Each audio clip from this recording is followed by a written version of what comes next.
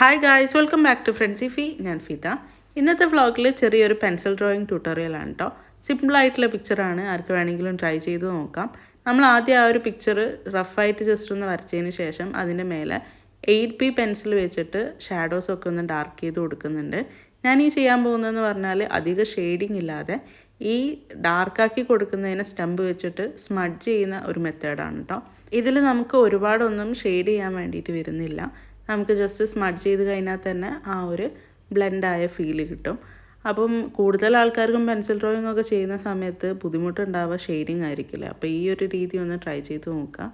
പിന്നെ നമ്മൾ ഈ ഒരു എല്ലാ പോർഷനിലും ഒരേപോലെ ഷാഡോ കൊടുക്കാതെ അത്യാവശ്യം ഡാർക്കായിട്ട് വേണ്ട പോർഷനിൽ മാത്രം, അതായത് ലൈറ്റ് എവിടെയാണോ അതിൻ്റെ ഓപ്പോസിറ്റ് ഭാഗത്ത് മാത്രം കൂടുതൽ ഷാഡോ കൊടുക്കുക. അതിനുശേഷം നമ്മൾ ലാഷസ് ഒന്ന് വരച്ചു കൊടുക്കുന്നുണ്ട്.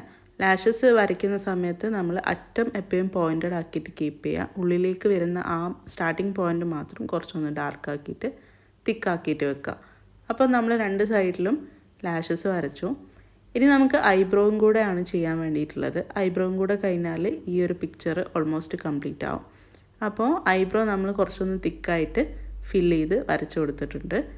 പിന്നെ നമ്മൾ കണ്ണിൻ്റെ പോർഷനിൽ ജസ്റ്റ് ഒന്ന് ഹൈലൈറ്റ് ചെയ്യാൻ വേണ്ടിയിട്ട് ഞാൻ ഇറേസർ വെച്ച് ലാസ്റ്റ് ഒന്ന് ഇറേസ് ചെയ്തും കൊടുക്കുന്നുണ്ട്.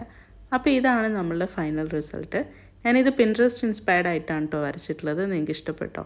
ഇഷ്ടപ്പെട്ടാൽ തീർച്ചയായിട്ടും ഒന്ന് സബ്സ്ക്രൈബ് ചെയ്യുക, സപ്പോർട്ട് ചെയ്യുക. Thanks for watching.